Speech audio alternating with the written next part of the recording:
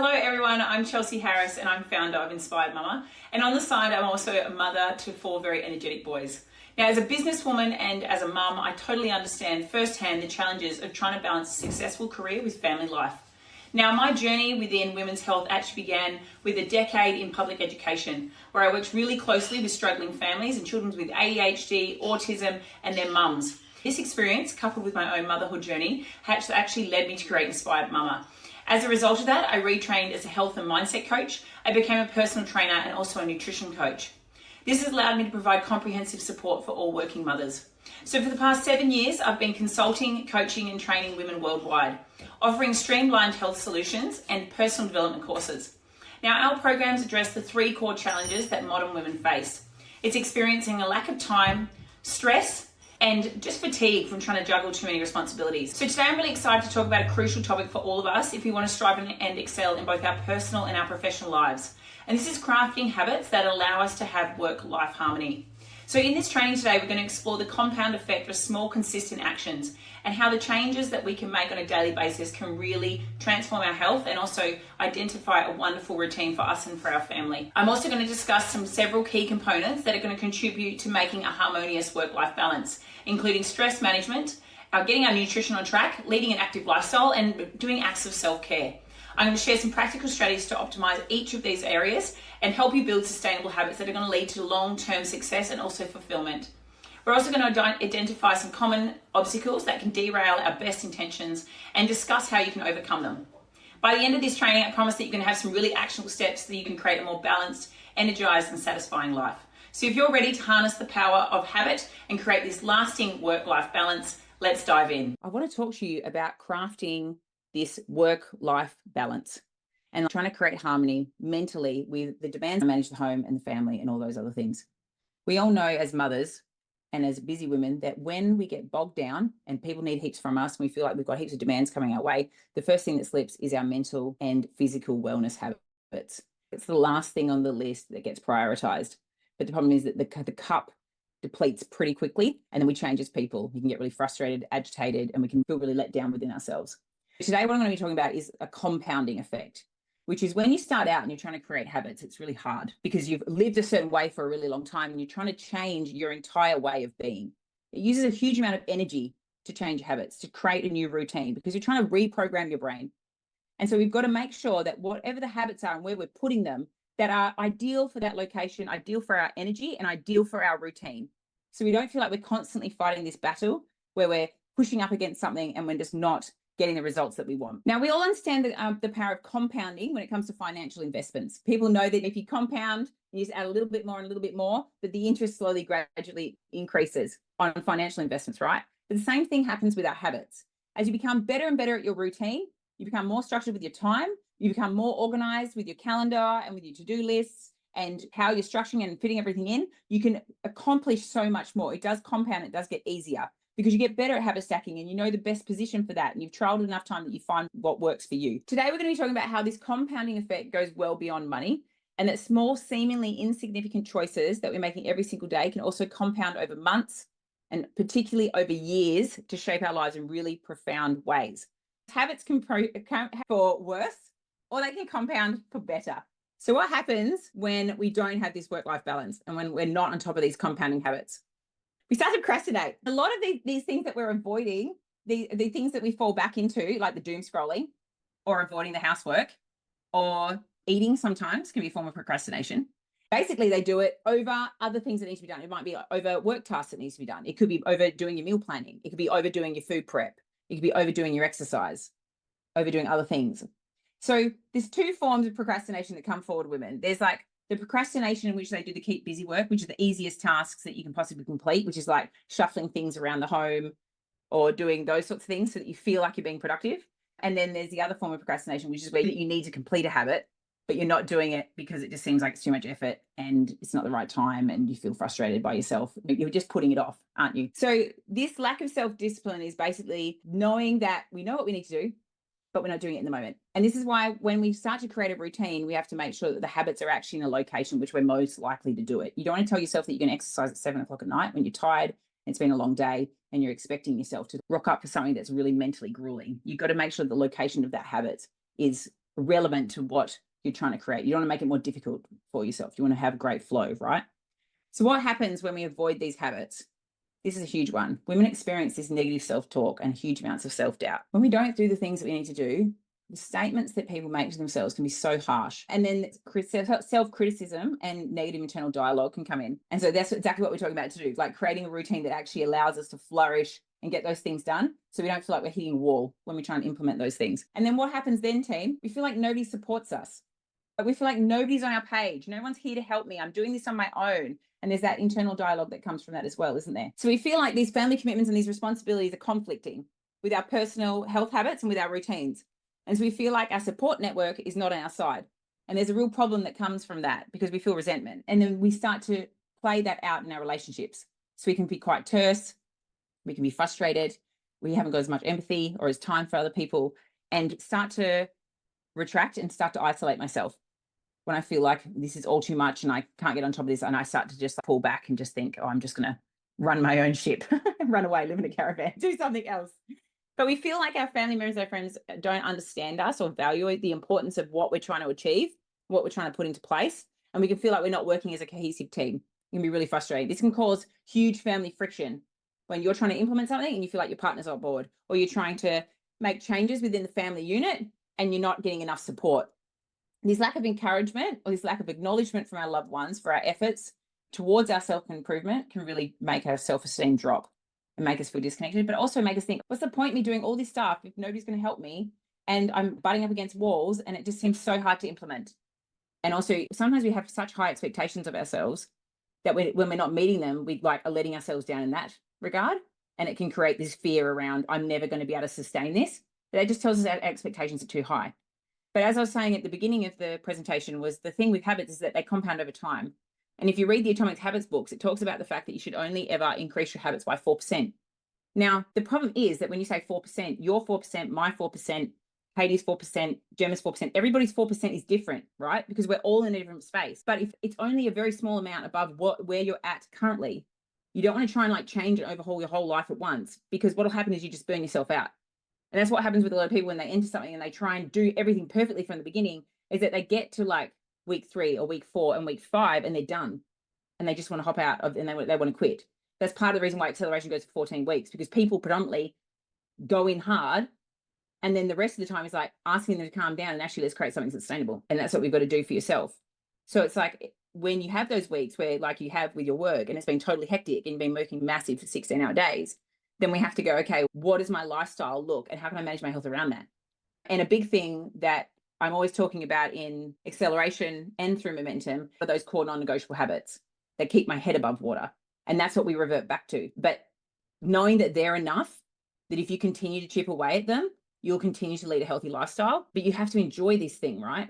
So whatever we create, you have to enjoy. And so that's what we want to do today. Make sure that we're creating something that you really enjoy. So what do we want to create? We want to get to this place where we've got this self-discipline that we can actually overcome this procrastination, that we actually enjoy what we're doing enough to continually rock up for it. And that's why we need to adjust our routine and we need to be flexible with these things and where they fit. And we need to like really consider what works for me. What do I enjoy? What do I keep coming back to? And what is it that I procrastinate on?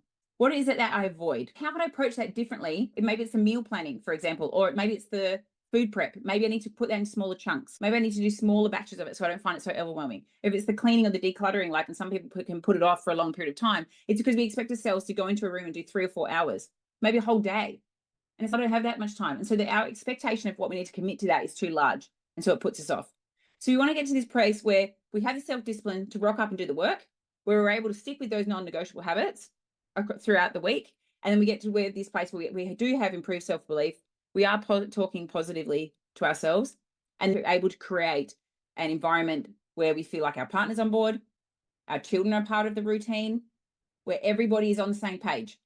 Our colleagues, everyone is able to have a supportive environment and structures to which everyone is on the same page. But what you have to remember is if you've been living a certain way as a family unit for 10 years, you can't suddenly think, or you've been in a relationship with someone for 10 years, 15 years, and then you suddenly want to lead this new lifestyle and you're all inspired about it. And you've got these big grand ideas about how you want it to run. And this is what I want to implement.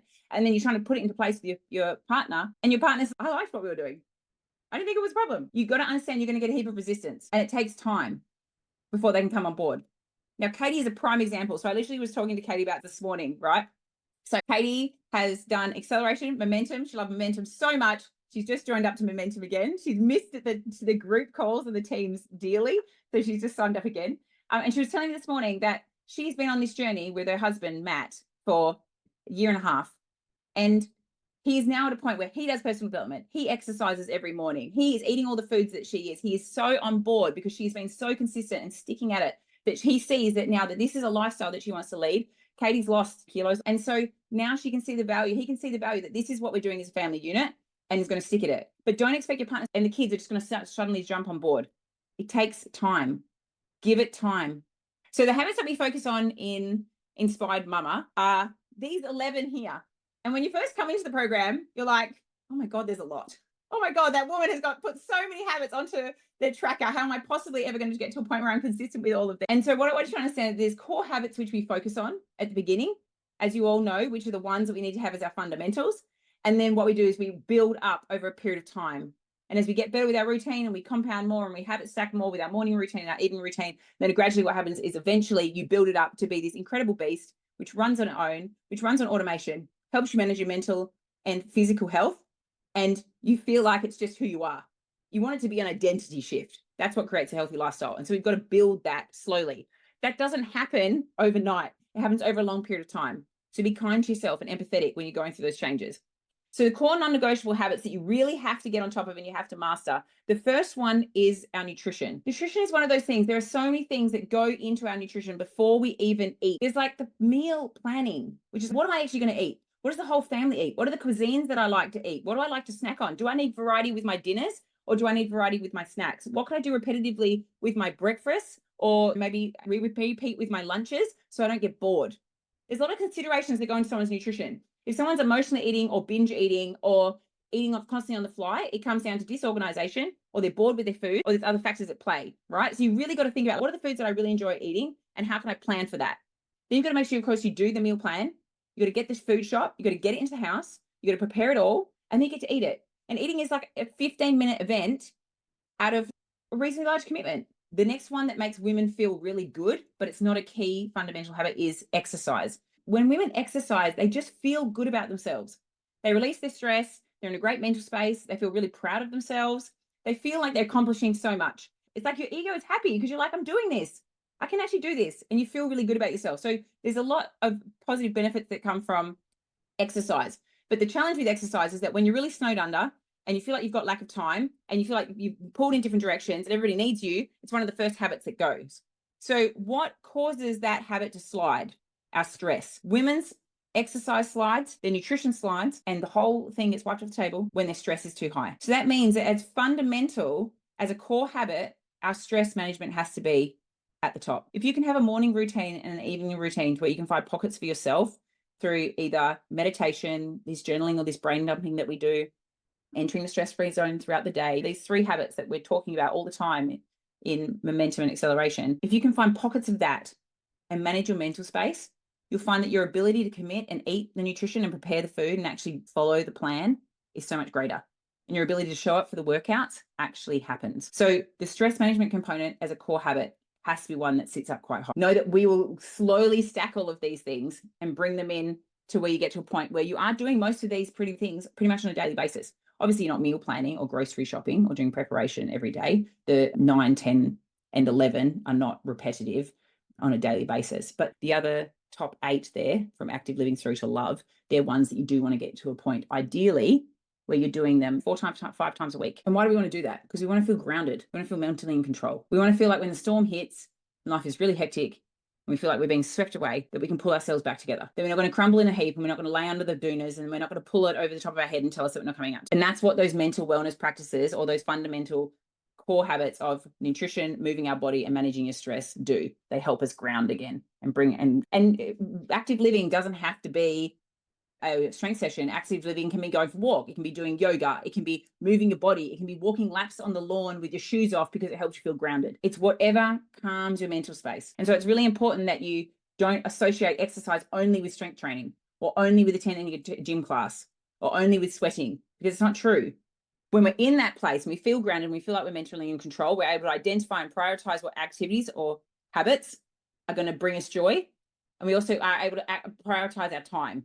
We don't get sucked into that void that we go into, which is procrastination of doom scrolling, watching too much Netflix, sitting down at night and avoiding people, diving into our room and being alone, doing all those other things which don't bring us stress relief and don't bring us that work-life balance. They actually add more stress to the plate. So how do we do it? There are 5 things that you need to do in order to be able to boost your self-assurance and your perseverance.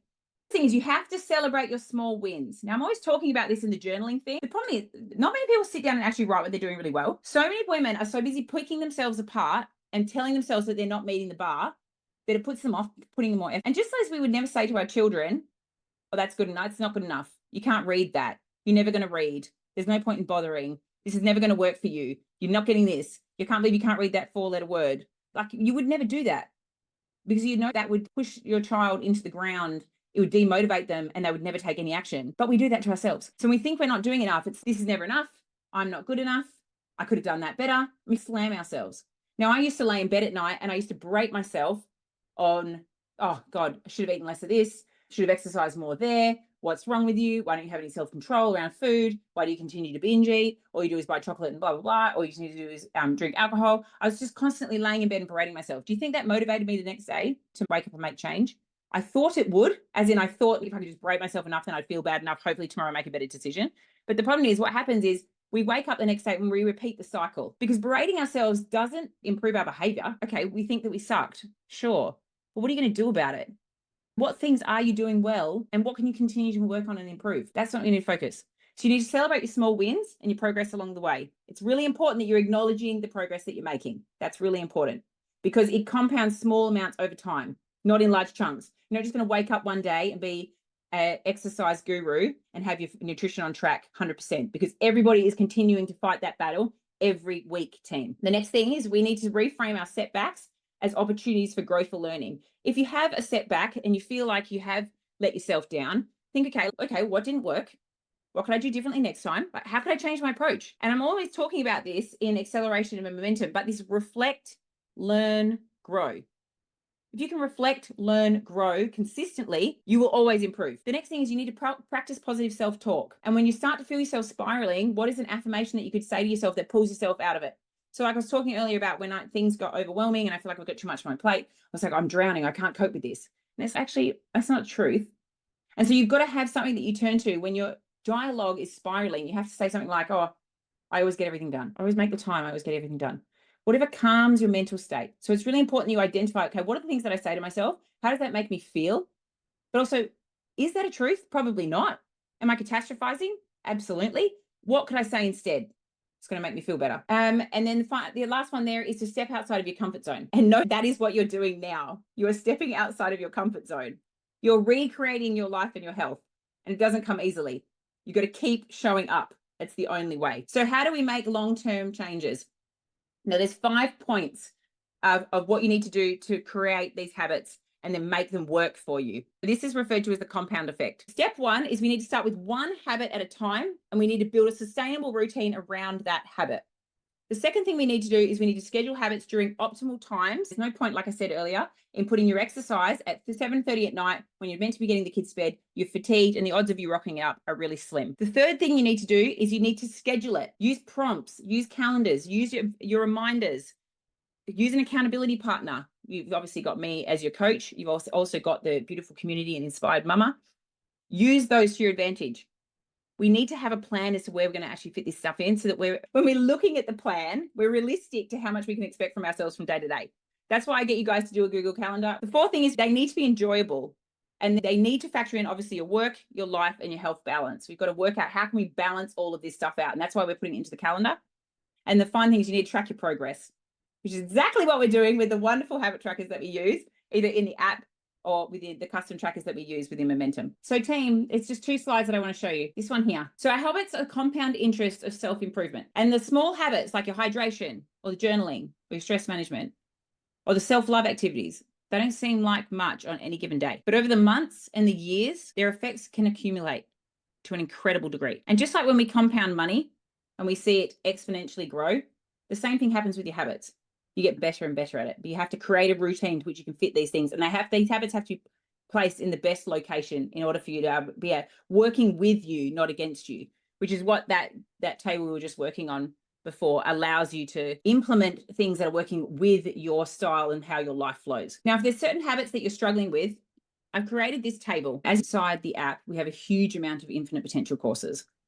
But when you look inside there and there's 150 hours worth of training, people don't necessarily know what section they need to be diving into and what they need to be listening to in order to be able to move up the levels. So when you first come into the program, you're at this stage where you're creating habits. So what we've got down here is it's talking about the first stage is that you need to do a pantry cleanse and you need to understand the products that you've got in your house and what you could swap it out for. And then you need to move on to reading nutritional tables. Then the next step is overcoming emotional eating. And there's a training on that in there. Then the next one is like your nutritional advice and meal planning. So the 4 pillars in acceleration are managing your nutrition, getting to a point in which you move your body consistently, being able to keep yourself accountable with your time management, brain dumping, reminders, that sort of thing. And then the final one is mastering your mindset. So being this place where you have trust and you have faith in yourself, you have determination and grit to do the work, and you're able to show up for it. So when you're creating habits, you'll listen to these trainings. Then when you want to consolidate those habits, you're going to move on to food diary guidance training, how to avoid weight gain on vacation, and feeding fussy eaters. Then when you're consistent with your nutrition habits, you'll then move into these trainings. Your family meal plan design, how to improve your gut health, overall health, and mental health, and then letting food be your medicine. So if there's a particular area in which you feel that you need work, and one of the habits that you mentioned fall into that category. So it might be, okay, I'm struggling with the mindset side of things. I lack self-confidence. I'm struggling to be consistent. I can have negative internal dialogue. I need to get better at supporting myself, knowing that I can do the work. Then what you would do is you would come down the bottom here and you would listen to these trainings in this order from the bottom, and then you would move up. But it's not just about listening to a training, is it? We know that you have to listen to the training and you have to implement what you learn. There's no point in listening about journaling and listening about self-love and listening about these changes that you make if you don't implement any of it. Listening means nothing. Implementation is actually where the results come in. So the idea is that if you're in this stage where you're creating habits, you listen and you implement, and then you move to the next stage. Listen and then you implement. And so they're grouped. Now, if you go into the infinite potential section of the app and you click on the nutrition tab, you know how there's the search bar on the right-hand side and you click the 3 lines and the search bar pops up? If you click on the nutrition tab, only these trainings show. If you click on active living, only these trainings show. Accountability, same, and mindset. So they've been organized into course content. So you can go in there and you can listen to that training, listen, implement that. And if you're having struggles with implementing that one habit, then that comes back to what we were working on before. Because what I'm talking about in those trainings is implementing these habits, isn't it? You have to say, okay, am I scheduling that habit at the most optimal time? And am I providing the most optimal environment? Am I using reminders, scheduling software, and accountability partners to make sure I do the work? What can I do to make that habit more enjoyable? And how can I track that I'm actually doing it and adjust my routine? If I continually miss it, I need to go back up here. The scheduling of the habit is not working and I need to move back up here. Thanks very much for joining me in this session on crafting habits for work-life harmony. And I really hope you found these strategies valuable and you're feeling empowered to create lasting positive changes to your daily routine that are going to allow you to have that mental balance. If you'd like to access more of my free trainings, I want you to head over to inspiredmama.com. There you're going to find a huge wealth of resources which are designed to help you manage your stress, improve your time management, and just boost your overall well-being. If you want to stay connected with daily tips and inspiration, please follow me on social media. On Instagram, you can find me at Chelsea_InspiredMama. On YouTube, it's Inspired Mama. And on Facebook, it's Inspired Mama_Chelsea. If you want to know more about our programs, or if you're looking for free support, I suggest that you access inspiredmama.com. We've got some incredible programs there which can really help you get kickstarted and supported as you put these new strategies that you've learned today into place. The other place that you can get some support is our Inspired Mama support group on Facebook. It's a wonderful community where my team and I nurture and support busy working mothers just like you on your journey, making sure that you can have a more balanced and fulfilled life. Ladies, remember that the compound effect of small, consistent habits is going to lead to remarkable transformations over time. If you're able to start implementing these strategies today, you can watch how they can enhance your work-life harmony and just have that overall quality of life which you deserve. Thanks for your time today. And here's to everyone in the Inspired Mama community, crafting habits that support a harmonious, inspired life.